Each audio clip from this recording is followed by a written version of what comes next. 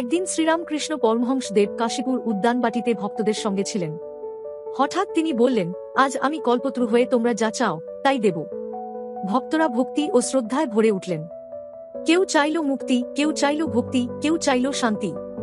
ঠাকুর সবার প্রার্থনা পূরণ করলেন। তিনি বললেন, মানুষ যা চায় তাই পায়, কিন্তু চাওয়াটাই আসল। ঈশ্বরকে চাও, তিনি তোমার সব অভাব পূরণ করবেন। এই গল্প আমাদের শেখায়, প্রকৃত চাওয়া যদি ঈশ্বরের প্রতি হয়, তবে জীবন সত্যিকারের শান্তি ও পরিপূর্ণতায় ভরে ওঠে। তাই বন্ধুরা, ঈশ্বরকে তোমাদের জীবনের চলার পথের সঙ্গী করো, তাহলে দেখবে জীবনের সব বাধা খুব সহজে অতিক্রম করতে সক্ষম হচ্ছ। এই বলে তোমাদের সবাইকে ইংরাজি নববর্ষের শুভেচ্ছা জানাই আমাদের চ্যানেলের তরফ থেকে। ঈশ্বর সবার কল্যাণ করুন। যদি আমাদের এই শিক্ষামূলক গল্পগুলি তোমাদের ভালো লেগে থাকে, তাহলে অবশ্যই একটি লাইক ও সাবস্ক্রাইব করে আমাদের উৎসাহিত করো আর কমেন্টে জানাও তোমাদের কেমন লাগছে। ধন্যবাদ।